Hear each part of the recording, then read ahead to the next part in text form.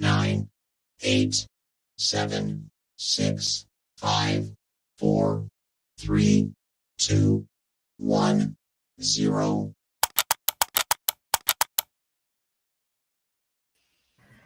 Hey, what's up, fam? Welcome to another episode of 49 Faithfullee. We're your hosts, Miriah Lee and Teran Lewis, and today we're joined by a very special guest, 49er Media, as y'all know him. What's up, fellas? How you guys doing?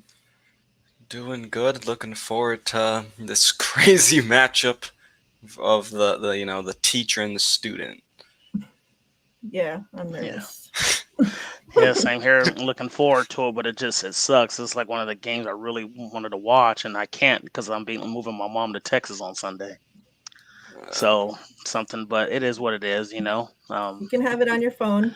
I got to take care of mom, so Tell your mom to hold the phone while you're driving and stuff. Yeah, my brother me and my brother are both going to be taking turns driving, but he's a Niners fan too, so we're just going to be sitting there, kind of hopefully listen to it on my phone and stuff like that. But it's not the same, but I still at least I get to hear it, So yeah, this is a game. Like if I had to choose, before the season, if you would have told me like pick a game that you want to go to, this year, like this would definitely have been the game that I circled, just because of all the the players, our coaches over there, and now with their players speaking out and everything, it's led to a very drama filled week. I'll say that. So this better be a good game because a lot of people they're calling this the game of the week, the game of the year, like a lot of crazy stuff being said. So this game better not disappoint. Absolutely. Nope. Real quick, want to say what's up to those in the chat. JDLR, Swan, Bebop, Tia. Appreciate you guys. So before we get in, we'll get into, this last game a little bit and everything going on with that. And then we'll close off with the Miami game. But before we do that, I wanted to, mention that Bosa won or was awarded, I don't know, the NFC Defensive Player of the Month for November. And that comes off of him only playing 3 games. So, I saw on the post a lot of Cowboys fans were pissed. But, like if your player that you think is so good can't beat out our player when he has 4 games against 3 games, like, what's that saying? Like they think that guy is the top notch of everything. Like they think he's the top linebacker, the top defensive end, the top every player on defense. Like, like calm down, So yeah, congrats to Bosa. That's awesome that he's finally, like we always talk about, that he never gets the credit. It seems like, he gets left off a lot of boats for things and all these other shit. So it's good to see him get some recognition there. Yeah. And then, what you guys have anything to say about that? Yeah, no, it was funny. You had brought up the 3 games versus 4. Some guy at work, and I thought the same thing. But some guy at work, he's a Cowboys fan, and he had to mention it too. He was just like, "Man," he was just like, "I can't hate on Bosa, but Michael Parsons had a great month as well." And I'm just like, "Yeah, but we had a bye week." He goes, "Well, so did we. Our bye was the same week as yours." I was like, "Oh yeah, it was." So they had their bye the same week we did. So yeah, I didn't know that at first, but yeah, so. I thought that was kind of funny, but I was like, well, they gave it to the player who's held the most in the NFL. So, he probably would have had 6 sacks instead of 3. So he started, and then it's funny, he started laughing. Yeah, I mean, I think that's great to see that Bosa's, finally getting recognition. And, like, that's why I personally think he got to be the defensive player of the year, because I feel like we saw, in, what was it? I think the Falcons game where he missed that one game due to the groin injury, and like we saw what happened, like, and so I think that's just how important he is. And that beside the stats and all those pressures, sacks, QB hits, you also got to look at like the impact he has, just on that defensive line, because if he's not there, like I mentioned, it had an effect on the defensive line as a whole. Yeah, and he's like hardly off the field either, D'Amico talked on it today, talked on him and said, like their big thing on defense, obviously you have to stop the run to be able to rush the pass, and he said that that's the unique, a thing that, some defensive ends and they don't have that Bosa has, is that he's able to stop the run, set the edge, do everything that he has to do in the run game, and then be able to eat in the pass game as well. So like his motor is just unreal. Like it just seems like he never stops. And like I see when I'm watching other teams, a lot of defensive ends, like they'll quit on the play. If say they're rushing and the quarterback, escapes over here and he's running over here. Well, this defensive end ain't chasing that freaking quarterback down. Like this 300-pound freaking guy. He ain't running all the way hell over here, But Bosa does. Bosa ain't over there just quitting on the play. Like he's swarming to the ball just the same as the rest of the defense is. I agree. You know what he reminds me of as far as his motor? Justin Smith. Yeah. Justin Smith was the same way. Like I used to love watching Cowboy. And I used to be like, man, this dude doesn't give up on any play, whether it's on his side or not. Like he tries his best to get to that ball regardless of the situation. So yeah, great motor. All right, let's get into this last game. There's been a lot of talk that 49ers fans aren't happy because we bitch whether we win or not. We complain because the offense don't put enough points, even though the defense shut them out, and all this. So I want to hear your thoughts now that you guys got to calmly think and watch the game over and all that. But before we get into that, the last time we were live, we obviously know that Elijah Mitchell got hurt during the game. And Shanahan had said initially after the game, like they had thought that it wasn't as serious as, the last injury that Mitchell just had dealt with. Well, it came out the next day, obviously, that it was. And he's being put on the IR. I think he went on today or whatnot. And they're saying 6 to 8 weeks. So... yeah, that's like, I just feel so bad for him, like we know, like we talk about this all the time, when we seen him here in Vegas, like he talked about he put on weight, he was getting ready for a bigger role in this offense and, was really trying to get his body ready to be able to carry the load of an NFL season. We know that he got thrown in there, as a rookie and he was banged up most of his rookie year, like he had like 10 injuries by the time the season ended, right? Like every part of his body. And he still broke the rookie rushing record. Yeah. Yeah. So, like he was really, really trying to get his body right. And it just seems like every time he gets back on the field, something happens, and you just really feel for the player, for the man, for the person. Forget what he does and what he means to this team because he's a hell of a running back. Yeah. But all that aside, like I just feel so bad for him, the person. And Shanahan talked about like that his spirits are down. Like he feels bad, like he's not taking it good. So like I just really hope and pray that he gets through this and he can come back and. Some players that happens, right? Their first couple years, it's just injuries. Like we've seen it with Jimmy Ward too. Obviously this year he started getting hurt again, but they deal with all these injuries and their body gets right. Like he's still young. You still have to grow into a man's body, So once all that happens, sometimes these players can come back and have a healthy, rest of their career. And, I just really hope that that's the case for him. Go ahead, Miriah. Yeah, I do feel bad for him too, and I think it makes it even worse that the fact that it's the same injury in the same season, and it's like he just came back, like probably I think 3 games ago, 2 or 3 games ago. So I feel so bad for him, and I'm not surprised that his spirits are pretty low. I'm just hoping he recovers. Well, and like we don't know if he'll play in the playoffs or not, but we do know he's gonna miss the rest of this regular season. And Christian McCaffrey, he got banged up too, but luckily it's sounding like he's gonna be playing on Sunday, so at least that's some good news. Yep. Yeah. I mean, just to piggyback off of you guys, I totally agree. I mean, and it sucks too because the kid was in such a nice rhythm. Like he was looking good out there. You can argue he was looking better than Christian McCaffrey as a running back. Yeah. You know what I'm saying?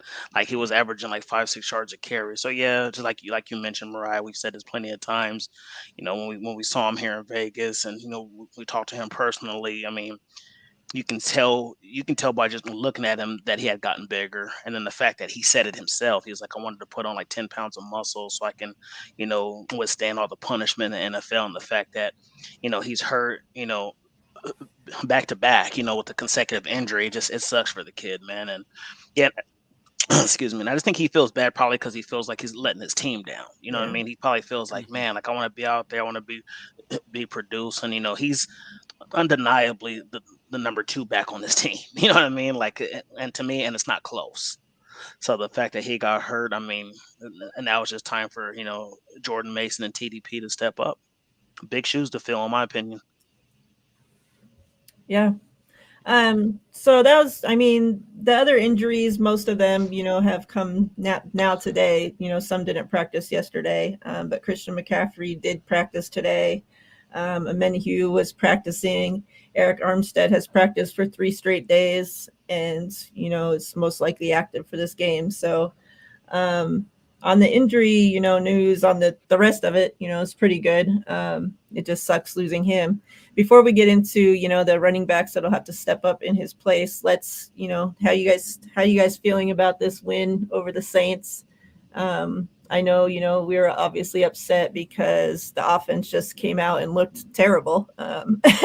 Just to keep it 100, they looked terrible.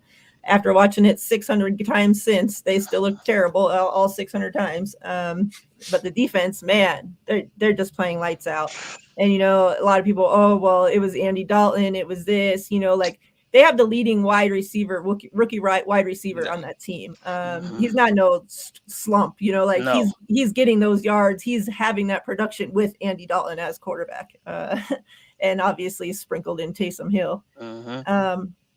But yeah, he was kind of tearing us apart a little bit too, if you to be honest. Yeah. Yep. This was 4 straight games now. The defense has allowed 0 points in the second half, so that's an amazing thing.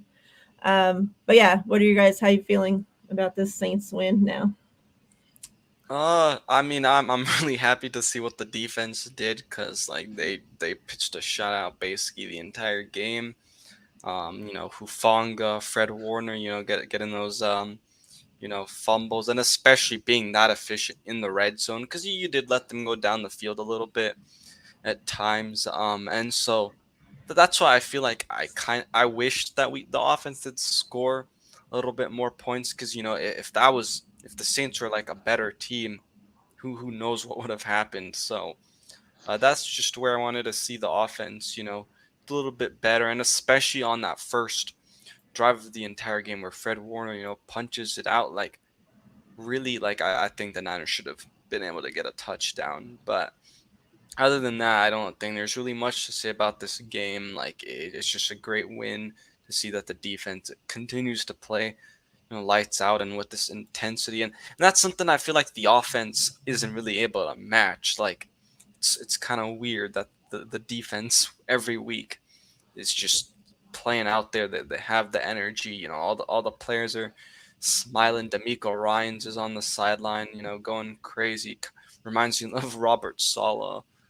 Uh, and you don't really see that with the offense, but hopefully, that's going to be something that's going to be pretty important, in this upcoming game on Sunday versus Miami. So, Miriah, you mentioned that you said you saw people, making comments of like, well, it was the Saints and it was, Andy Dalton. Like, that bugs me because I feel like they pick and choose when they want to talk about, like games and stuff like that. Like same thing with the Trey Lance thing in Houston. It was Houston Texans. Like, so what? These are NFL caliber teams, and Andy Dalton is a serviceable quarterback. No, he's not, top 15, top 20, whatever. He's a serviceable quarterback. And the fact that Miriah said they had Chris Olave, don't act like he didn't have a good game. Yeah. I mean, I'm a Niners fan, and I'm not being biased. I still feel like that catch over the middle was a catch. I think we got away with one, to be honest. I thought he caught that ball. So, yeah. So don't sit there. They got Alvin Kamara. So yeah, and it's funny how they're saying, "Well, it's the Saints, the shutout, the Saints." It's now okay. Well, we did it against the Chargers. We have an elite quarterback. So we did it against our own division. So I wish the fans. I mean, they're gonna do what they do. I just wish the fans will stop saying stuff like that. Well, we only pitched a shutout because it was the Saints. Our defense is outstanding right now. They're playing with confidence, and I think they're. I think they're loving the streak of shutting people out in the second half. So the fact that they went into this game and shut them out for the whole entire game, that's going to be like incentive to go out there again and be like, look, let's see how far we can keep this going. You know what I'm saying? So and to go back to what you were saying in the beginning, so people sitting there saying like, oh, 49er fans get pissed whether we win, whether we lose, whatever the case may be. No, you can still win and still say what we could have done better. Yeah. I haven't seen any people sit there and be pissed off because we win. Like, that's foolishness. Yeah. People are happy that we won, but we just want to see better. I mean, when I'm at work and I see my team do stuff, I'm happy. But yet I feel like even though we accomplished a goal, I still feel like as a manager, like, hey, I could have done this different, or I could have did this. So it's not like we're hating. It's not like we're pissed off. It's just, especially if you're a competitor. If you're a competitor, you sit there and you say, man, there was a lot of points left on the table. You know what I'm saying? And we can argue, and it's a shoulda, coulda, wouldas. We can argue that if it wasn't for Juwan Jennings' awareness, we wouldn't have scored any touchdowns.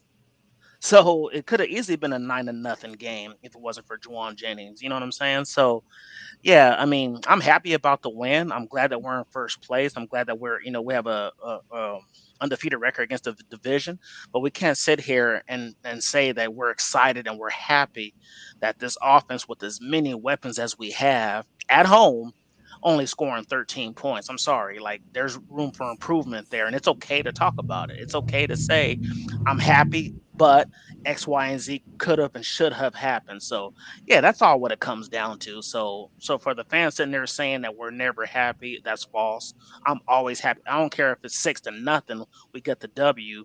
However, I'm going to critique if I feel like stuff should have been done. And I'm sure the offensive players are probably saying the same thing in the locker room. They're saying the same thing that we're saying. Man, I can't believe we didn't score at least 25 points. We only scored 13 against this team, and we're in the red zone XYZ many times. So it's okay to talk about it.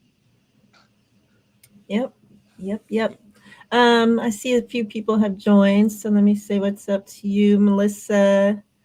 Wolf, make sure if you guys aren't subscribed to his channel that you go do so.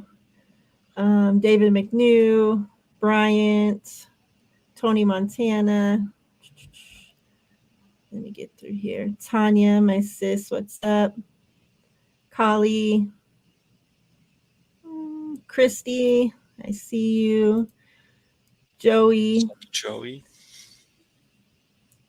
What's up? Hope everybody's doing well. Before we get into anything else, let's start with the giveaway. And you guys brought up the person that we're going to give away first, which is Juwan Jennings. So go ahead and drop your numbers in the chat. And you get a bonus of Nick Bosa, too, since he's, NFC Player of the Month. So get your numbers in the chat. Good luck, everybody. I'll give you guys a few minutes. Bebop, just up to you. Thank you, Cowboy Angel. All right. So, yeah. Also, the 2 forced fumbles on Kamara was huge from the defense. For Warner to start, like, I mentioned in our instant reaction show, for him to, start off the game like that, I think that was huge. That seemed to carry over all game. Like, the Saints never got momentum. And then for the defense, for, the Saints to get down in the red zone so many times. And I kept thinking, every time, like, shit, here goes, the streak's going to end, because I'm like, how can they not, like, I'm like, they have to at least get a field goal, like, right? Like, and no, like, I was like, man, this is crazy. Before we jump into the Miami game, I will say, right now that I do think that streak doesn't last. I think it'll end this week, but 4 straight games with 0 half-second points. That's a hell of a streak, even if it does end. Most definitely. And even Fred Warner mentioned it after the game, right? That they were going in that game knowing that Kamara had 2 fumbles on the season, so they were going into the game trying to play with that energy to get the ball out, and they obviously were very, very successful. Yeah, we're playing a heck of a game. Crazy. He is. He's playing a little bit different to me. Like, I've always thought of him as like a finesse linebacker, like always there. But man, he's playing physical this year. and you Yep. love to see it. Like, he's just playing with a different energy. And you're right, Mariah. Like, the fact that you go 4 straight games, not allowing any second half points, just on top. I don't care who we're playing. Is an amazing feat when you're playing in the NFL. And then the fact that not only 4 straight games with no second half points for the opponent, but for you to go 6 straight quarters not allowing any points as well. Like, that's another thing. We've gone 6 quarters not allowing any points. So, it's amazing. Like, this defense is what we thought it was when we all saw them in training camp preseason. We are talking about, like, this is going to be a top 3 defense, and they're playing like the best in the NFL right now. Yeah. What's up, Ryan? Avion. I see you. So I want to get your guys' thoughts. I know we talked about this a little bit before the show started and before TL joined us. And we've talked about this on past shows, but this seems to be, every week something else comes out about it. And that's Jimmy Ward.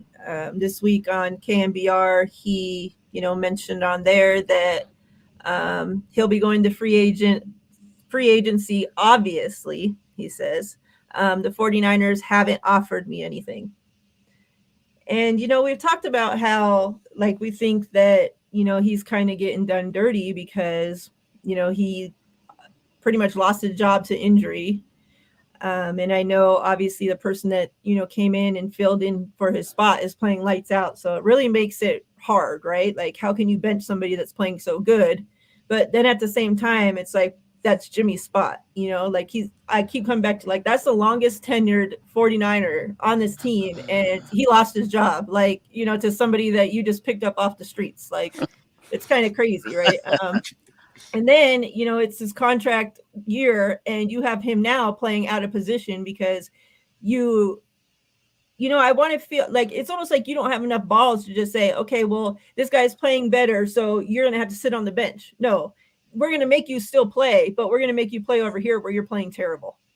And it's like, so what is the plan? Is it so like he's not going to be worth as much when now, the end of the season comes and it's time for him to test free agency? Like, teams aren't going to want to pay him as much because now the last thing they've seen from him is him playing shitty, right? All these wide receivers making catches on him. Like, now he's like giving up an 80% completion rate. And it's like, I don't know. Like, I just feel like it's such a hard situation. Like, I'm glad we're not the ones that have to make that decision. But like, I just feel so bad, like, for Jimmy, because he's like had to go through this his whole time with the 49ers. Like, he gets drafted here, we make him play here, freaking everywhere. He's so hurt, and then he's finally comes back healthy, playing in position. This year, he gets captain, he gets on the 100 list, Top 100 and now player, yep. yeah, and now, like, we're finally thinking, oh, maybe he can get a Pro Bowl in there. Maybe, maybe he'll start getting the shine that he deserves. And now this. So, what are your thoughts on the whole Jimmy Ward situation? I mean, I think I kind of hate to bring this situation up, and it's totally different positions, but it a little bit reminds me of the Alex Smith, Colin Kaepernick time, because we obviously know what happened. Alex Smith gets hurt, and then Colin Kaepernick comes in, and then Colin Kaepernick, we don't see any Alex Smith on the 49ers ever again. But especially in his contract season, when he's trying to show teams, why they should come and get him, why he should get in the bag. Because remember, during the COVID season, he got interest from the Raiders for more money, but he decided to come back to the 49ers. And so, he's been playing really, really well since then, except for, this year now he's out of position. And so, Jimmy Ward, like, yeah, I can understand that he's probably pretty frustrated because, he can probably get a good enough bag now that, there's no, like, COVID situation on, like, oh, what's the cap gonna be? We pretty much have an idea on that. And so I really, like, it just hurts, I think, more, for Jimmy Ward, because he's not able to show teams out there what he, has done this season. And now he's probably not even gonna, no doubt, he's not even gonna be in the top 100 list No. I mean, if he was playing safety, he would be able to. He would likely be able to go higher up in that top 100 list since he made it last year. So that's just unfortunate. I think it is, you know, pretty messed up. Even though, like, I understand Gibson's playing pretty well, but Jimmy Ward, you know, also he's taught Talanoa Hufanga, you know, a lot of things last year too, and so I just I don't like it, but you know it's not gonna change unfortunately. But I do feel very bad for Jimmy Ward and you know other teams out there. Yeah, you guys made some excellent points. You know, the thing about the NFL, it's a "what have you done for me lately" type league. You know what I'm saying? But on the bright side is, you know, the coaching tree is starting to expand, you know, as far as defense and offensively. So these people know who Jimmy Ward is, which is a good thing as well. So, you know, wouldn't be surprised if Dolphins say, "Hey, you know, come here," or Melissa was saying, the Jets, or you know, somebody like that, where he can go and play for somebody he's familiar with. So yeah, and you know, and I get it. You know, I'm never going to sit here and question D'Amico Ryans because the dude is a stud at his job. But I just don't think I look at Jimmy Ward and how he's playing the slot. I don't really think he's really better than Samuel Womack. I think Yeah, Samuel Womack could Exactly. give you the same type of production, but it's just because and he's faster and it's his more natural position.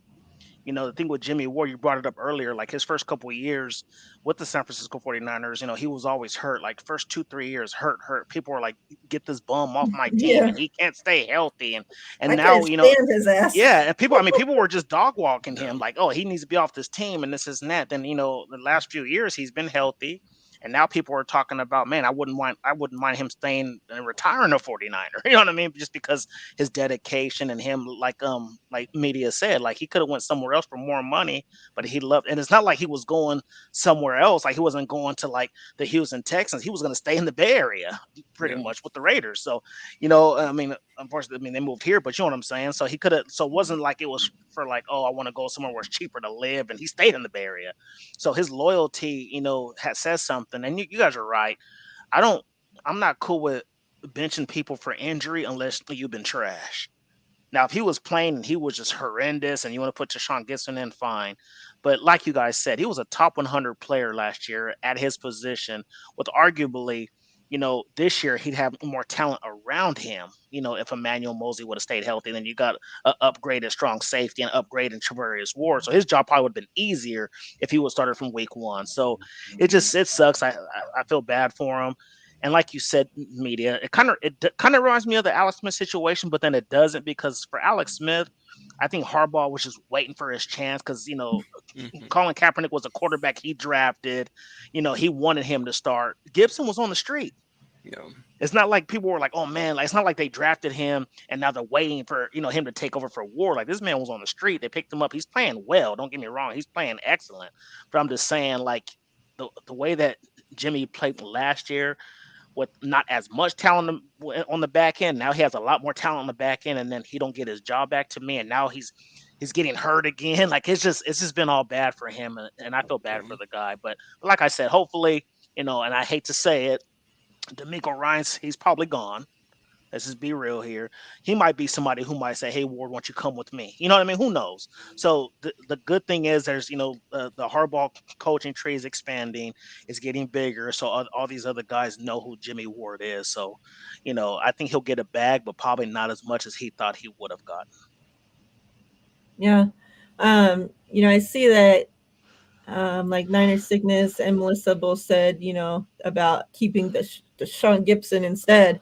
But like Callie said, you know, he's a year older than Jimmy Ward. Hmm. Like, you know, there's a reason. Yeah, he came in and he's been playing great with us, but like he has a lights out defense around him. So like, you know, that's not gonna like we can sign this guy for 2-3 years. Like we just have to sign him for another year contract. Like I'd Hmm. rather us get a younger guy in there that we can sign for a couple years and let him and Huff grow together. You know, it's Yes. like now that Huff has the experience and he's gotten and he's learned, and you know, he talks about how much he's learned from Jimmy and now how much he's learned from Gibson. It's like now let him take on that, more role there and get somebody to play younger next to him.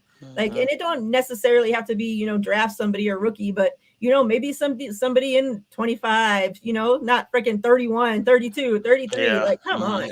You know, like, I'm just tired of getting these old freaking busted up guys in there, and then we cry and wonder why we have so many injuries and all this shit. It's like, well, they're doing it to themselves. You want all these old ass fucking busted up players in there. What do you think's gonna happen?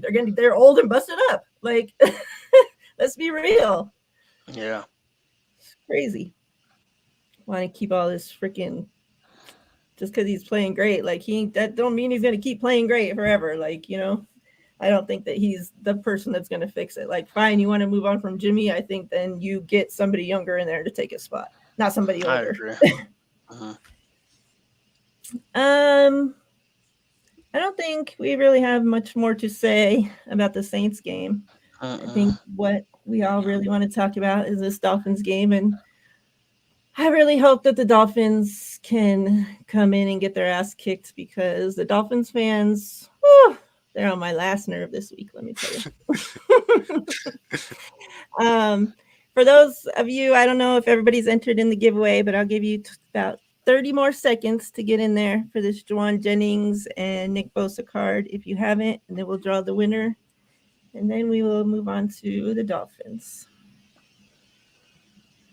But yeah, the Dolphins fans on Twitter, especially this week, I mean, even before the season, they were talking like they were such hot shit.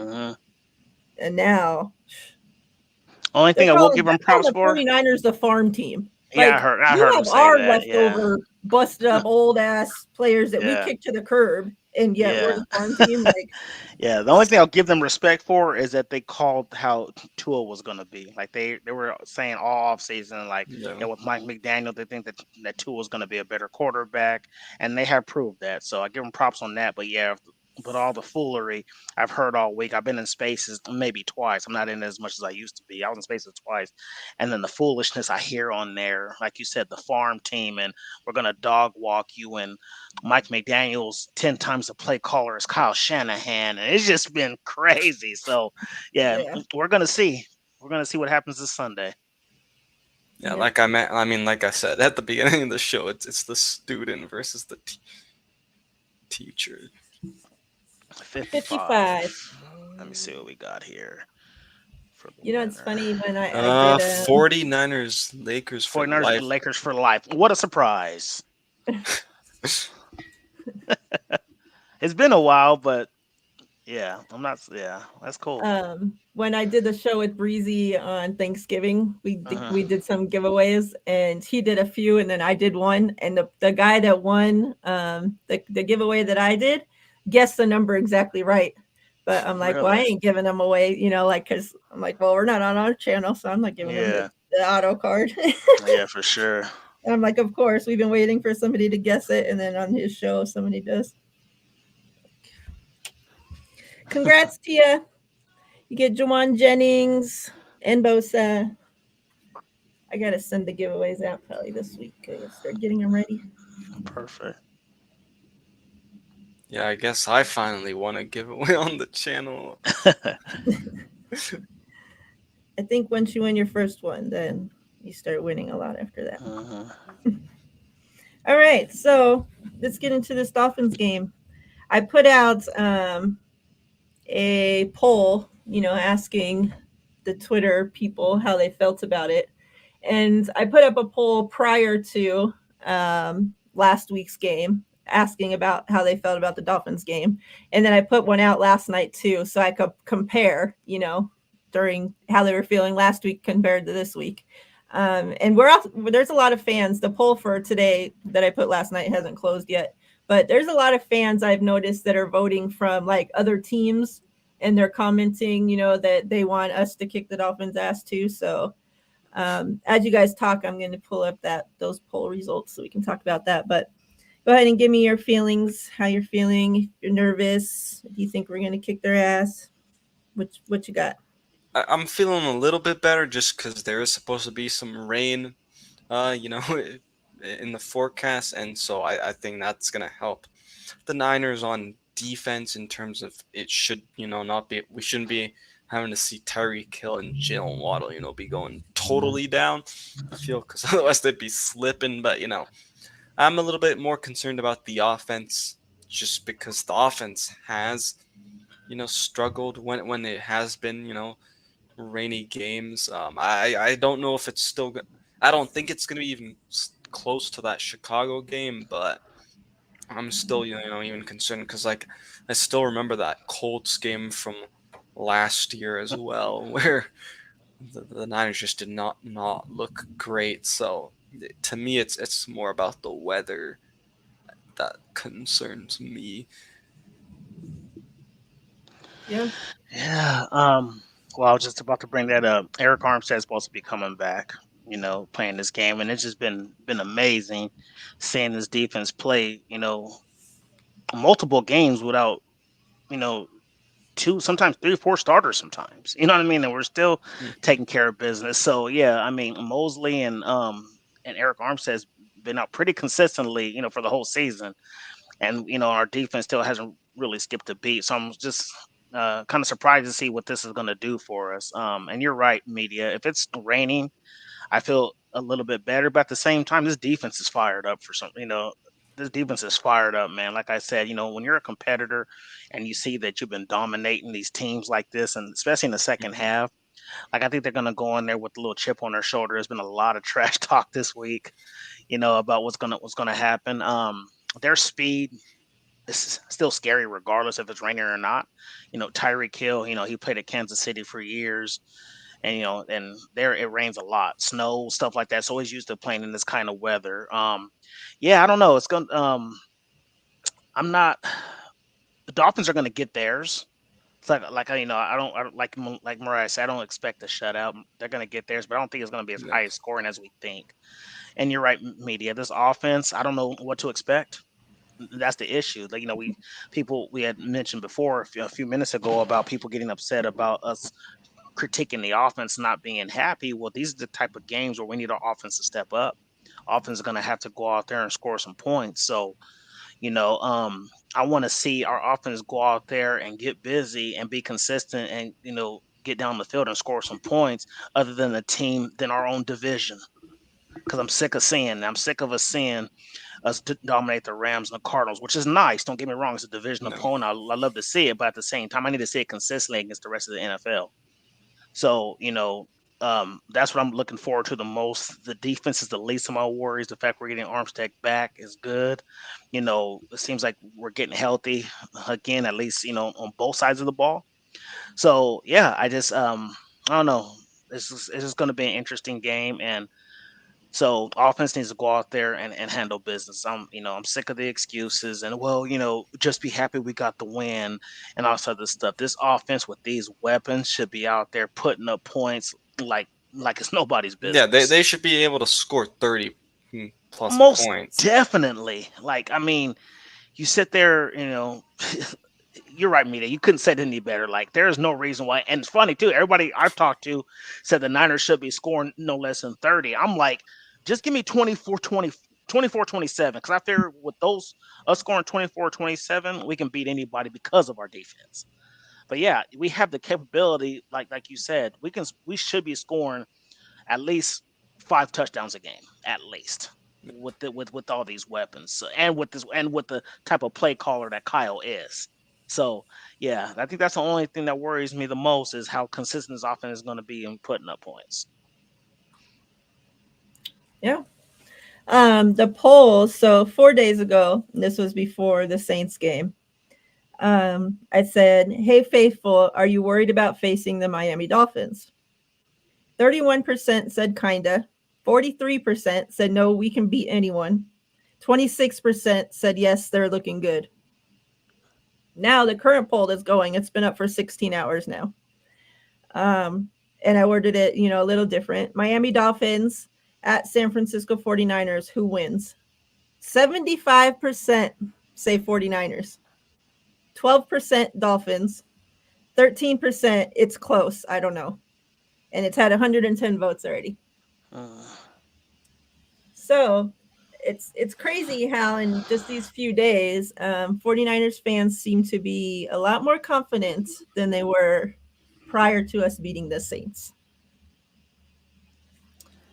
Just a little interesting there. The one thing I don't like about that second question is just that who wins, because there's obviously going to be a lot of bias because they're all obviously, like, if you're a Niners fan, you're obviously going to pick the Niners. I don't know. I've seen a lot of content creators that have put out their predictions already, and they have the Dolphins winning. I might join them. I'm not letting you guys know yet. Yeah, Miriah and I are pretty unbiased when it comes to pick and score predictions. Like, we've kind of been all over the place. Like, I don't even do score predictions. Yeah, really? Oh, you don't? No. I remember I got beat up. I got beat up on the show because I picked the Broncos to beat us. What? How can you do that? And that's what happens. So it's like, you just never know. So let's go ahead and start another giveaway. And then I want to get your guys' opinions on, the talk that's been out there from Mostert and Sherfield, now Tyreek. And, Debo obviously clapped back to Raheem a little. And, so I think that whole thing's going to be really interesting. But before you guys get into that, let's go ahead and show our guy, Fred, All-Pro Fred, some love. And then we got a Bosa card with him as well. So go ahead and enter your numbers for that. Good luck, everybody. And then we're actually going to close the show with a George Kittle and Raheem Mostert Thunder and Lightning playoffs card. So that's funny. So yeah, good luck for the Fred Warner card. Get your numbers in there. And in case I've seen that there's some new people in here, so in case you guys don't know, what it is enter a number in the chat 1 through 100. Just make sure that nobody else has entered the number already. Whoever enters it first, they'll get that number. So, and then I give you guys, however, a few minutes for everybody to enter their numbers, and then I'll, pick through a random number generator, and then whoever's the closest to that number wins. Also, if somebody does guess the number exactly right, right now you get this Diamador Lenore autograph card on top of that, whatever you win. And then once somebody wins that, we have a Danny Gray autograph card to take its place. So good luck, everybody. So yeah, Mostert, he had said some stuff at the beginning of the week. He's kind of come back and tried to clear up some of those things. I think some of those things can't be cleared up, however. Like the thing that's about, we actually have a quarterback that can sling it. There's no way you can walk that back. You didn't mean nothing else by that, than what you exactly said. Have a quarterback that can sling it. He said that the Dolphins have more talent than the 49ers have. He also talked about the 49ers and them wanting, we know, obviously last year when he got hurt, the first game of the season, he made the decision to shut himself down for the rest of the year to get healthy, get everything right. And, he talked a little bit about how the 49ers wanted, and of course, right, you want to have your best players on the field, wanted him to not shut himself down. They wanted him to come back, once he got healthy, whatever, enough to play. I think that's kind of interesting. He talked about, made it seem like, now he's on a team that, listens to the players. Yet this is the team that just had all this whole big situation with Tua because their quarterback's freaking on the ground looking like he's about to die, and they're throwing him back out there like to play, So I thought that was kind of ironic that he's going to talk about injuries and that the Dolphins are better on that stuff. When they almost killed their own quarterback. And then Sherfield kind of came out and said something like, if you're bringing smoke or whatever, I don't know what the hell he said, some weird shit. Like, don't bring your family, or like making it seem like, they're going to kill our guys, whatever. Tyreek then came out and said a little bit of something too. So I think it's kind of funny. Like, we're not going into face, the Kansas City Chiefs, who, we had lost to in the Super Bowl, who you think that there would be a bigger rivalry between. We're not going to face them, and their players are speaking out, tweeting all this weird shit at us, So it's kind of weird that these players, especially Mostert, somebody that, you know, like he always talked about how he bounced around the league. He was on all these teams, and the 49ers finally gave him that shot to, you know, be the starting running back. And, you know, like I have no hard feelings for Mostert. Like I think we wouldn't have made it to the Super Bowl if it wasn't for Mostert. He carried this entire team on his back through the playoffs. So, but, you know, I think it's kind of funny how players, you know, they try to throw shade, I guess, at their former teams.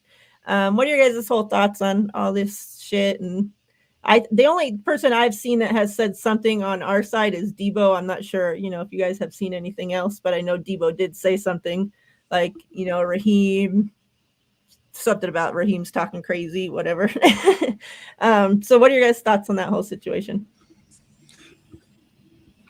I really don't know actually how to really feel about it, because I don't like, it's just, you know, he was on the Niners, and he players are gonna sometimes do that. It's just, I think maybe this is becoming a rivalry now.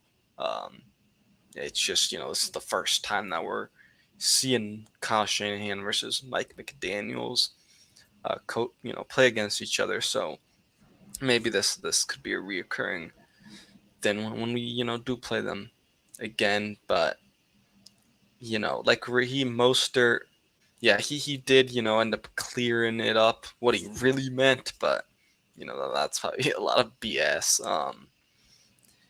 You know, like I think that the injury wise, you know, he was the one, like you said, right? He was the one that shut himself down. So you can't be going out there and blaming the 49ers for that, because they wanted you to play once, you know, you were healthy enough. So, but it's just players going at each other just because I think it's, like I said, kind of becoming a rivalry. Yeah. I like it. I ain't gonna lie. I like the fact that these teams are going at each other and having some trash talk and stuff like that. It makes for a more interesting game, in my opinion. You know what I mean? And it's not like it's like one or, you know, like Miami took like a guy of ours. They have a few of our players, so I feel like it's kind of personal. Where it's like, okay, like Mike McDaniel, he wanted us when the Niners didn't, type thing. And you notice it's like the guys who are like you don't see somebody like a Lake and Tomlinson, him coming out and saying stuff, even though we're not playing him, but he's not Yeah. like, he keeps his mouth shut because, Yeah. you know, but it's mostly the guys who are like undrafted, late round picks, stuff like that we had for, like, you know, who are coming out talking trash. So, and maybe I think, you know, like I've heard something in the past too, where like Sherfield said something like, he loved being in Miami because he likes the way he's used, where he wasn't given the opportunity in San Francisco like that, which was true. You know, And we all that used to, was always something weird, right? Like we never knew what happened with Sherfield. Like yeah, Yeah, like we never he knew was why. like he in the only played well in preseason, the yeah. preseason. Yeah. Yeah, like And then the but regular season came, we never fucking saw him again. yeah, and then like when he did play, I felt like he made some decent plays. Like he came in week one and made that first touchdown with Trey Lance, and then, Yeah. you know, he made some plays, and we always used to head scratch the stuff with like, why are they playing Sanu and Travis Benjamin and all this other stuff? So yeah, it's kind of weird. But when he made the comment of like, I love being in Miami because Mike McDaniel actually knows how to use me, so it's like it's one of those things where it's like, man, like, you know, are these players, you know, are they saying something because they feel it's true, or are they just saying it to stir it up? So it's kind of interesting. But yeah, I like it. I like some trash talk. This is coming from a guy who played football from Pop Warner all the way to JUCO. So I love me some trash talk. I talk trash myself when I played on the football field, whether it was about your mom, I didn't care. Like it was one of those things where, like, if I can get you off your game, I'm doing it. So yeah, it's just one of those things, man. So yeah, I have no issue with it as long as they're keeping it respectful. You know what I mean? Like they're not talking about kids, you know, stuff like that. So, you know, they're keeping it respectful. You know, they're not going, you know, they're not going after each other's character, stuff like that. So I like it. Tanya says Vegas got the Niners winning. We know that it's a 4-point game right now. She wants to know your take on it, since, you know, you're the gambling addict. Yeah, well, I wouldn't say an addict, you know, but I do my fair share. But I would say this: Vegas always goes off of how you looked in your last game. They don't really care about your record, all this other stuff. So when it comes down to it, I look at the point spread being 4, and then you look at the Dolphins, like they score over 30 points, and the Niners score 13. So I think they're looking at, and the average. And you know what's funny about gambling? Like most hardcore fans look at everything. And then the people who just go in there and gamble, they just look at it. Oh yeah, I think the Dolphins are going to win. Like they just look at the score from last week. They look at the record, all sort of stuff. When they don't understand it's any given Sunday, it's matchup stuff like that. So I'm going to say, because it was a 4-point spread, because I think they're going off of looking at what the Dolphins did, I'm going to take it the other way and say that the Niners win by 5. But I'm not going to give my score prediction yet until Miriah puts it out there. But yeah, I think we won by 5 points. So that's my take on the Vegas and the gambling situation. Yeah. Let's go ahead and look at Colley's comment. Which one? River Craig are going to start talking trash too now. Because isn't he there too? Yep. Yeah. He's on the practice squad, I think. But they called him up last week. Yeah, they just played a couple times. I think he caught a touchdown last week or something. I think he did too. Yeah, that's funny. Yeah, so before I draw the winner, I found the comment. Trent Sherfield had said, "Tell him if it's smoke with us, don't send the ones you love." Yeah, okay. So pretty much they're gonna destroy us, and if you send the ones you love, you're gonna get embarrassed. Yep. That's what he's saying. Mm-hmm. So and then also I have the list. So 49ers in the Dolphins organization. So we obviously know Mike McDaniel, John Embry, Wes Welker, Aldrick Robinson, Mike Person, Jeff Wilson Jr., Raheem Mostert, Salvin Ahmed, Trent Sherfield, and River Craycraft. Those are all in the Dolphins. Yeah, I forgot they have so many of the other staff, beside Mike McDaniels. Wes Welker's there too, you said? Yeah. That's right. Salvin Ahmed, I mean, I guess you can count him. He was with us during training camp as an undrafted free agent, and then we let him go. So I don't know, but still, he was still on our team. So yeah. All right, let's draw this winner, and then I want to know what the matchup that you guys are most excited for in this game.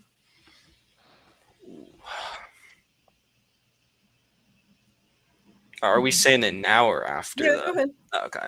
I'm gonna stick with my what I've been saying from the start. Also, I'm excited to see the teacher versus the student matchup. 10. So whoever Jimmy guesses G with 4 touchdowns. Usually somebody always guesses Jimmy G's number. So let me go back up and take a look. You guys didn't this time. 19. 2 19s. Yeah. I see a 3. 15. I see a 3 by Cope. I see 15 by Izzy. I think 15 is the closest. Wow, nobody guessed Jimmy's number. If you guys showed some love to your quarterback, you guys would have had the grand prize. But see how you guys doing? Congratulations, Izzy. Melissa. Congratulations. I know you would have rather the Juwan Jennings card, but you got the congratulations button on there. Oh yeah, I made something new for you guys. I forgot. This is for Tia and Melissa now.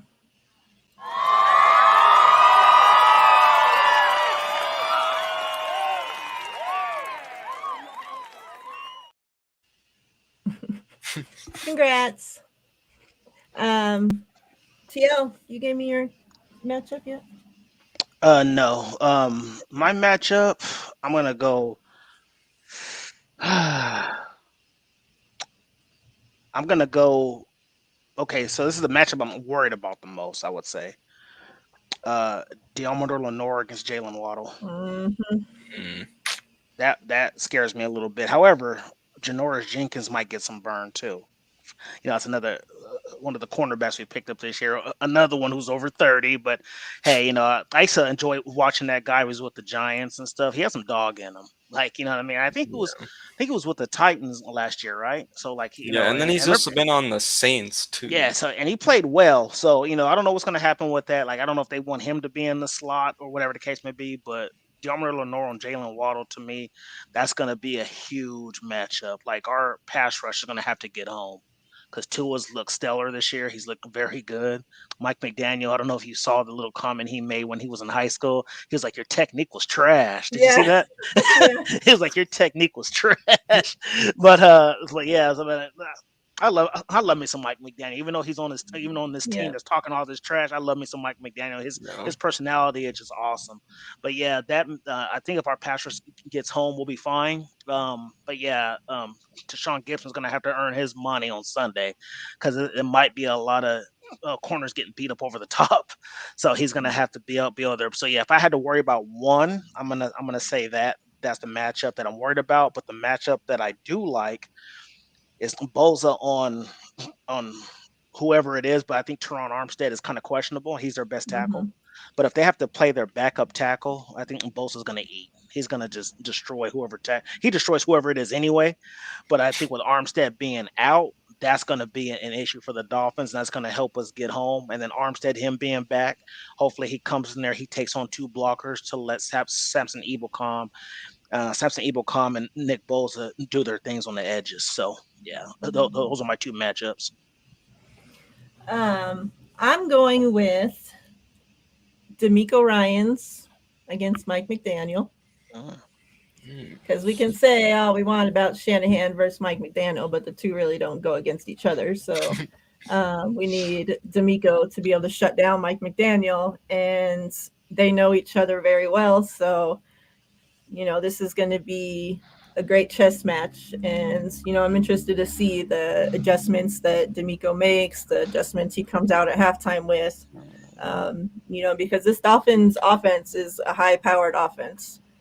The only team that we've really faced like this is the Kansas City Chiefs, and we know how that went. So, I was gonna mention with the kid, I think this is a big game to see also if the Niners really adjusted from and learned from that Chiefs game. And then also the linebackers versus their running backs, because we obviously know, their running backs very well. And, their running backs are out there running their mouth about their new teams. So, I'll be very happy for Fred Warner, Dre Greenlaw, to put them in their place during the game. So, because I'm all for the shit talking too. But, when you want to talk shit before the game, you better be out there showing it on the field. So that's what I want to see. Yeah. And then something a little, kind of on off topic. And you guys can go ahead and give me your score predictions. We'll go ahead and get those. I'll start writing those down. Okay. But I want to talk about, you talked about a little about, how Mike McDaniel is with Tua. And obviously it came out, that Tua going into, during his second year and, during this off season, that he would go, get done playing or whatever and go home and look at himself in the mirror and be like, do I suck? This is a guy that was drafted in the first round of the draft, number 5 overall, leading up to before he had his, significant hip injury. Talks about tank for Tua, Miami's tanking for Tua. This is the guy, he was I loved Tua coming out of college. And then we know, he broke his hip and whatnot and all that. But, then he goes to the Dolphins and his first 2 years are a total shit show. The first year he's there with Fitzmagic and, they're playing him and they pull him and put Fitzmagic out there. And it's how can you expect a new player to gain any sort of confidence like that? And then he's going through injuries. And then his second year, the whole talks were that they're trying to trade for Deshaun Watson. That whole time that he's there, you draft this guy so high. And then the whole time he's there, you're trying to replace him. You're not giving him any sort of confidence whatsoever. And then Mike McDaniel gets there and, it came out that he put up this cut up of Tua, 700 plays of Tua's, greatest plays, whatever. And, put this whole cut up together and gave it to Tua so that, he could tell Tua, look, how can you think that you suck? Look at all this that you're doing, great. We know that Mike McDaniel went on the record when he first got there. Tua is the best quarterback that I've ever seen. He's the most accurate quarterback that I've ever seen, So you're going and a lot of people thought, oh, well, are they going to trade for somebody else? Mike McDaniel's not going to want Tua. They're going to get, new coaches coming in. there's so much talks that, you know, they weren't even going to keep Tua again, you know, in his third year. And Mike McDaniel just went in there and totally switched around everything to do, like the culture, the, you know, belief in this guy. Like Tua looks like not even just the play on the field, he looks like a night and day different person, but the way he acts, the way he talks, you know, like I'll watch his pressers and he just gets up there with so much confidence and jokes around, and like he would get up there like a scared little puppy dog before. Like just in complete night and day difference. And you know, it just makes me think about like the whole situation, like with how Trey Lance is right now. You know, like his first year, he has to come in, you know, he gets drafted so high, and then, oh, well, you got to sit behind the guy that's already been here, behind this vet, you know. So he had all that drama. Then so much drama going into the year that he's supposed to be starting. Then you end up keeping Jimmy. You know, he has this guy breathing down his throat. The player's not all on board with him. You know, he gets hurt now. Now he's going into his third year. Like, you know, is Trey Lance going to be now the one looking in the mirror asking if he sucks? You know, if his team wants him? Because we know that Shanahan's not the one that's going to be telling him that he's good, that he's not putting together no 700 play thing for him to build his confidence. You know, like I'm really worried that, you know, if Trey's confidence starts to slip whatsoever, like we don't have somebody to build him up, you know, like I don't know, like it just made me think a lot like about all the shit and that Trey has to deal with, and now coming back from an injury, and I don't know. And Jimmy now, you know, if he plays, say we do make it to the Super Bowl, you know, then what's Trey thinking going into this season? You know, like, oh, are they going to bring Jimmy back now? Am I going to get traded? Or, you know, like I don't know. It's just kind of crazy how these guys, they prepare for this their entire lives. They put everything that they have. Their parents sacrifice so much, you know, to get them through school and practices and, you know, coaching and all this shit so that they can get to the NFL. And it's like, then they finally get to the NFL, and the people that are supposed to be putting them in the best position to win are the ones that are breaking them down the most, you know? And it's just like, you keep giving these like piece of shit coaches these jobs and letting them do it to player after player after player after player. Like how many quarterbacks do we watch go into these piece of shit organizations like the Jets, the Browns, so wherever, you know, like they keep drafting all these quarterbacks high, and yet failure after failure after failure after failure. You can't tell me that the last 30 quarterbacks to ever get drafted to that organization have all just sucked. You know, like something has to give. Like, I don't know. It just seems like they're not doing enough to put these players in the best situation to succeed. Your thoughts on that? Well said. That's all I gotta say. Yeah, I mean, I do kind of feel that concern just because, like, we haven't really seen much of Trey Lance, and also just what Kyle Shanahan's gonna, you know, make Trey look like. Because Trey Lance, you know, like, I've doubted Kyle Shanahan at times just because, you know, like, why isn't he letting the kid pass the ball and just running him? So I don't really know, like, we're just gonna have to see, I guess, what will happen.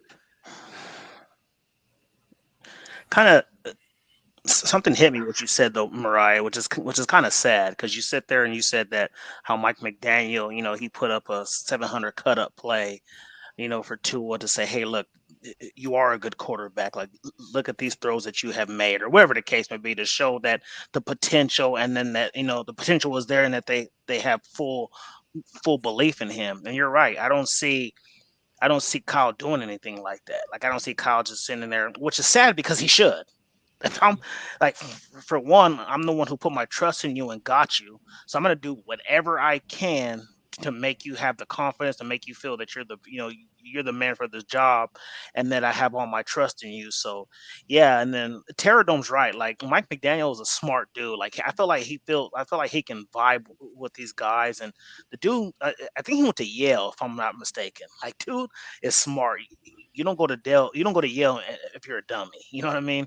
So the fact that he knew that, like, you know, it's not like, you know, like, I think he knew when they're taking his job, saying, okay, I know Tua has talent. I'm gonna look through all the film, see what mistakes he made, see what he has done wrong, and see what I can do to instill confidence in this guy. And what did he do? He goes and trades for a Tyreek Hill. he goes and starts getting him and surrounding him with weapons. You know what I'm saying? To make sure that his confidence is fully there. So, yeah, I mean, and I'm not saying that Kyle hasn't done that. We're already stacked, as far as offensive weapons. But the fact that he goes and trades for Christian McCaffrey, if this fully trades team come 2023, there's a lot of weapons that he has to deal with. Plus, you got somebody who fits his needs in a Danny Gray. So you still have all these players that can come in and do their thing. But yeah, we've talked about this before for Miriah. I think Trey, and I'm not saying that Tua doesn't, but Trey seems like he comes from a real supportive family. And I feel like his dad's probably always in his ear. His dad played a year in the NFL and then played in the CFL. So I'm sure his dad's always in his ear.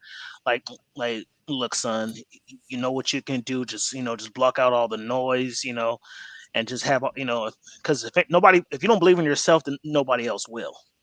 So I think if he just comes in here and he shows what he can do and all this stuff, and you're right, media. I look at it, everything, and I'm just like, man, and I get lightweight angry sometimes because I look at some of these plays called on the field with Jimmy, these gimmies, like these 10-yard slants, these screen passes. I'm like, where was that with Trey? And I'm not trying to make this a Trey Lance segment. I'm just saying, you look at everything, and we're talking about Mike McDaniel instilling the confidence in the Tua. I just hope that come 2023, that's how it looks with Trey Lance, and he comes in here with confidence. And like you said, if Jimmy ends up staying because we go to the Super Bowl and stuff, if I'm Trey, I'm probably gonna ask for a trade. To be honest, I'm asking for a trade because this is just not fair. You know what I mean? You sit there and you tell this man it's his team because he's healthy.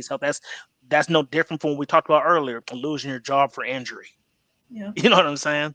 So I really hope that he does his thing and he has his confidence, stuff like that. I'm not really worried about him because of, if I'm going to bank on the kid feels like he's just too smart, and I feel like he wants it. Like the fact that he sat there and he had all these offers to Minnesota, Ohio State on defense only though. Come play linebacker for me. You're 6'4", 215. Come play linebacker. You're a 4'5" guy. Come play linebacker for me. No, I'm not. I'm not doing it. I want to play quarterback. So that right there just gives him that kind of drive where I hope that's what is in his head, regardless of how it started for him as a 49er. So, and let me get my score prediction real quick since we're talking about this game. I'm going Niners 28, Dolphins 23.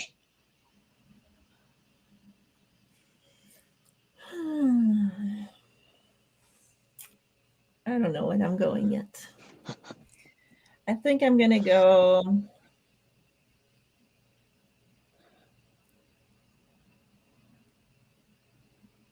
23-21 Miami. As much as I think our defense is playing lights out, you talked about it. I don't have the confidence in Diamador Lenore stopping those wide receivers. If this was Mosley and Charvarius Ward back there, I definitely think it could get done. And it's not that I think Diamador Lenore sucks or whatever. I think he can be a great corner. I just don't think he's at the level he needs to be at right now to stop wide receivers like them. When you have two top 15 wide receivers on your team, that's not something we're used to playing against. We have not faced, even with the Kansas City Chiefs, we haven't faced this challenge of wide receivers like this. So, I don't think it's, impossible for us to win. I do think it's going to be a close game. It's going to be a great game. I think it could go either way. Obviously these games a lot of times come down to luck, who gets the right bounce, I think it's going to be one of those type of games. What team can play more disciplines? What team doesn't turn the ball over? But yeah, I don't know. I just feel like I want us to win. Trust me, I want us to beat this team more than freaking anybody, but I'm just really nervous about this game. Terradome had brought up something, and I know that we had talked about this before about, the younger generation and what you like to call them. Sorry, media, that they're soft, but Terradome talked about how, Mike McDaniel is, could be better suited for this younger generation, and it gets talked about a lot, like the old school coaches, how it's just like yelling and, like all this crazy shit, right? And now, like players, like they'll take offense to that, right? Like they're not trying to go in there and get yelled at by somebody that's not their parents, like that shit don't work these days, And I just feel like Kyle's more that type than the McDaniel type, where he's going to go in and try to boost up his players and all that. So what do you think about that, Teal? I don't know. I feel like when Kyle first got here, he had that like swag to him where he was like he wanted to be with the guys and hang out and listening to Lil Wayne and all this other stuff, like kind of like the youngsters doing stuff like that. But I don't know. I feel like Kyle shows. I can almost guarantee that Kyle shows more personality when the cameras are not on. You know what I mean? I feel like he likes to have this serious type demeanor when he's like at the podium and stuff like that to show he's about his business and stuff like that. But yeah, I don't think Kyle's as much as I don't think his personality is like McDaniel as far as like him being the young fun guy that kind of rah the team and stuff like that. However, I think it's closer to that than it is old school, if that makes sense. You know what I mean? Yeah. But yeah, so that's what I think. But I think I mean, you can kind of see, I mean, I know it wasn't football related, but you can kind of see his personality when he was hanging out with Joe Staley for like the 4th of July, and he was like, "Let me get the football." He threw the football into the grill and stuff. Oh, so I feel like he has that in him, but I feel like he's getting to that point where he's like, I'm a little bit older now. I've been with this team, for 6 years. I want to show people I mean business. You know what I mean? That's how I feel it is. So. What about you, media? I mean, I get exactly where you guys are coming from with the young generation thing, and it kind of reminds me of like the rookies, because you'll see a lot of other teams will actually play their rookies, let them develop. Kyle Shanahan doesn't really do that, right? He likes to develop them while they're not playing. He's not giving them time to at least try and get on the field and show something. Because a great example right now is Samuel Womack, right? Like, and I understand that was preseason, and I don't like to take too much out of preseason too, but he was a guy that it seemed like, you got rid of Darquez Denard, and when I saw that, I was like, okay, it seems like they're gonna give him Samuel Womack a proper shot, and they haven't. And so that Kyle Shanahan, yeah, I definitely agree. I feel like he's more of that old school kind of coach, because maybe he just doesn't understand some of the young guys, just because he's not. It just goes back to like he's not letting them play. He's not letting them develop, on the field, right when they get drafted. That's funny you say that too, media, because you look at even somebody like Pete Carroll, like he's an older guy, but yeah, he drafts his rookies. He lets them play. Like there's this corner he drafted.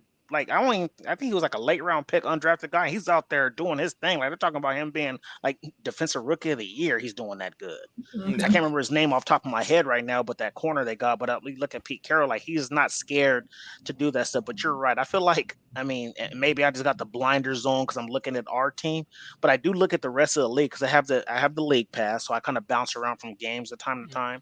And I'm always like, it seems like every other organization isn't scared to play their young guys. They're just like, oh, put him out there. Like he has to play and let him go do his thing and stuff like that. But I feel like Shanahan goes with who he's comfortable with more than I want to hope to see this guy develop.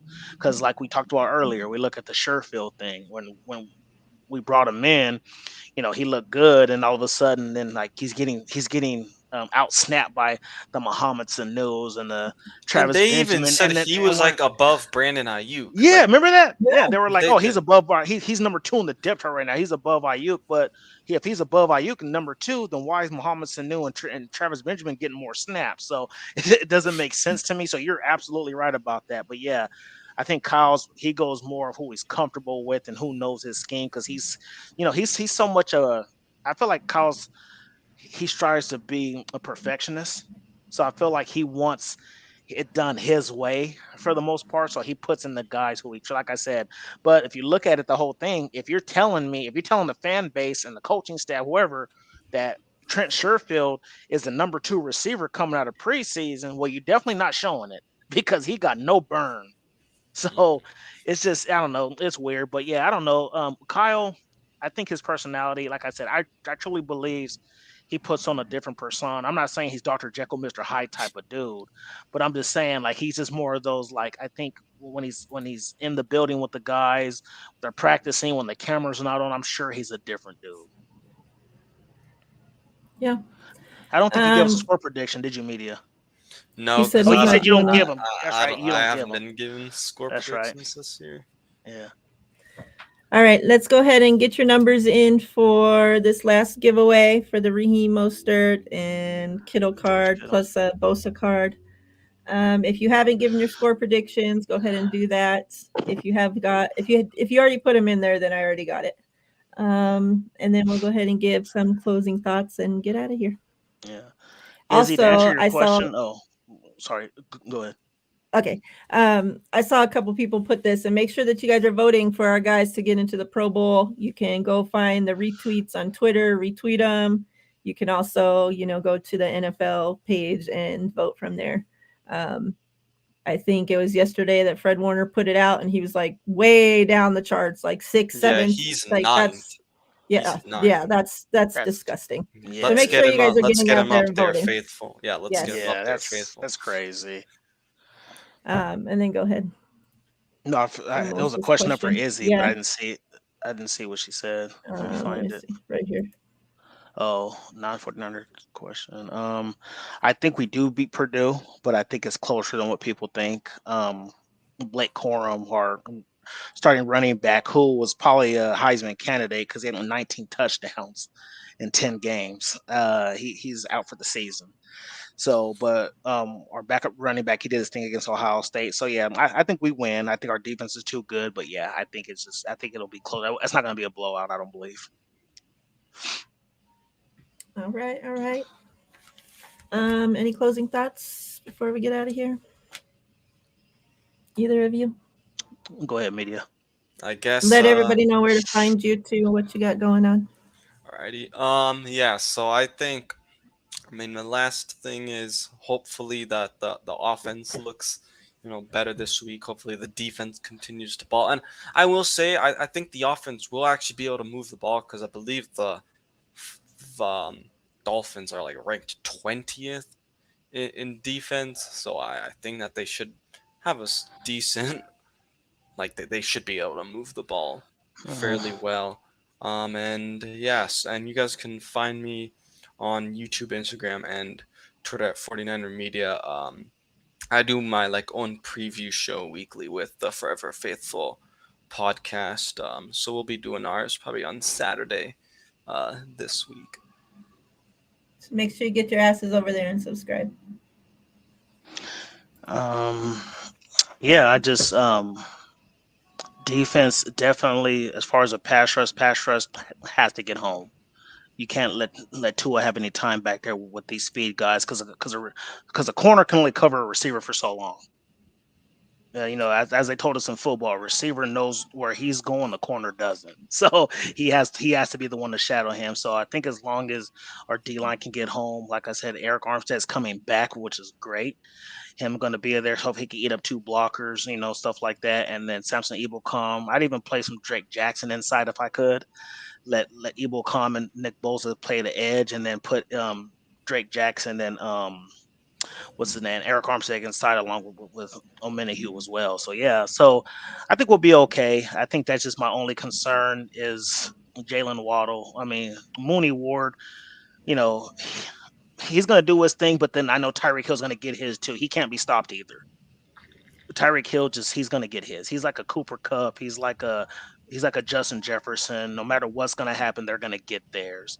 But I think the matchup that's the most concerning. Hey, what's up, Gina? The most concerning to me is the demo on Jalen Waddle, because like you said, Miriah, he's gonna be a good corner, I believe, someday. And I believe, it's funny too, because I feel like the slot job probably would have been his if E-Man would have stayed healthy. But the fact that Eman's hurt, you put him on the outside, this is giving him some great experience playing against these top receivers. But this is going to be because I think against the Chiefs, they have a lot of speed and McCole Hardman and Scantling and all them guys, but it's not this kind of speed. Juju, it's not this kind of speed. You know what I mean? Mm-hmm. So it's just going to be on a different level. So yeah, I think that's my only take. I think we got to get going early. I think we have to, jump on them instead of them jumping on us. And Cope, I want to say this to you, and I totally agree with you. I don't care who gets us that 6th ring. I just want it. I was 15 the last time we got one. I was a sophomore in high school. I'm 43 now. It's been too long. I need that ring. I don't care if it's Jimmy. I don't care if it's Brock Purdy. I don't care. I want that ring. So you're right about that. So yeah, I don't care who it is. I'm not hating on the man. If Jimmy gives us, and the regular season, we know what he's going to do for us. We know what he's going to do. We get into the playoffs, he gives us 250 yards passing and 2 touchdown passes with no interceptions. If he can just replicate his season success in the regular season to the playoffs, I have no issue. And I think we got the 6th ring, but that's just a big if. So yeah, I just think that's what it's going to be. I think if we win the coin toss, we should take it. Let's take it. Run it down their throat, see what we can do. Jump on them early. Yep, jump on them early, and then put the pressure on Mike McDaniels to try to keep up with us instead of us trying to keep up with them. So, yeah. What's up, Gina? Bebop just voted. You're the best. Now all the rest of you get your asses out there and do it. All right, let's draw this winner. There's a couple of newbies. You want to put their numbers in real quick? Yeah, if you guys haven't, drop your numbers in the chat for this giveaway. You have to scroll up and see the numbers that have already been entered. So for me, I got a couple things, that aren't football related. First, my anniversary was on Tuesday, so I want to say, shout out to my wife. Happy anniversary. You're the best. That woman, she puts up with a lot from this crazy ass, so... I can only imagine. None of this here is even possible without her. So, yeah, happy anniversary to you. Also, I have my birthday is on Saturday. I have a giveaway going on Twitter. If you guys haven't entered already, it's for a Danny Gray card, a TDP card, and a Trey Lance card. So go find it on my Twitter. You'll find it on there. And you guys will have till Saturday. I'm drawing the winner on Saturday. So, yeah, get your asses into that too. Yeah. Happy anniversary to you, Miriah. Happy birthday. Thank you. It's gonna suck because it's kind of gonna be a bittersweet weekend for me. My mom is gonna move to Texas. My kids had a little bit of a breakdown on Thanksgiving because they realized, my grandma's leaving, so I'm gonna miss the game. So unfortunately, I won't be able to do the after show with Miriah on Sunday. But I love all you guys. You guys are great for all your support. And yeah, if anybody can jump on with Miriah and help her out during the after show, the instant reaction, I'd greatly appreciate it. Yeah. And it's kind of crazy because normally with our anniversary and my birthday being so close, this is when we take our yearly vacation. But obviously with me doing this full time now, vacation has to wait till football season's over. So we were still going to go, but like she understood, that I'd be having to spend a lot of time doing something else besides being on vacation. So like, that kind of sucked. So yeah, we're going to have to wait till obviously the off season. So now that, I'm in this field, I had to take my vacations when the football players take their vacations. So that's how we have to do it. All right, let's draw this winner. Good luck, good luck, good luck.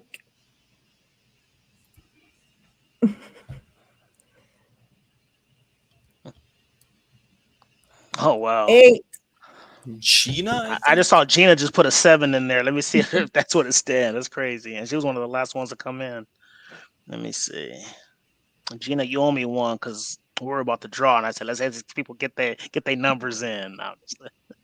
Let me see. I think that It is. doesn't look I like. think Yep. it's Gina. Congrats, G. Congratulations. Go ahead and Congratulations. hit that button, Miriah. Oh yeah, I got something for you. Let me find it first.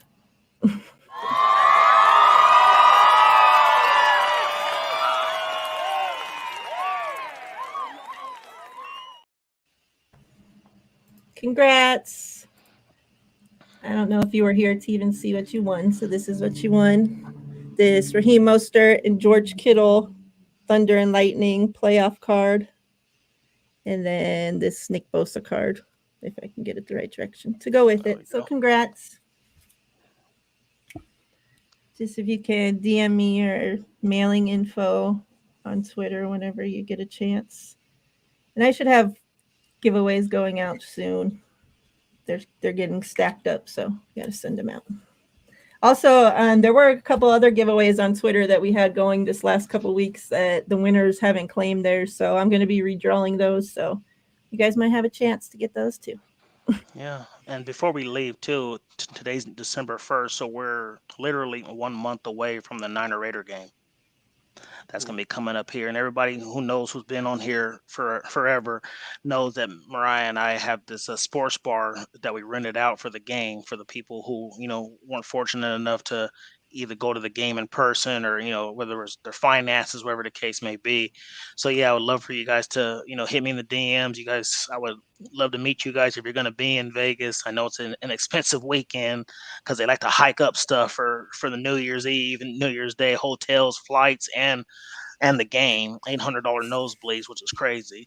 But yeah, so if you guys are in town, go ahead and hit me up. It's we're gonna have 2 screens in the room.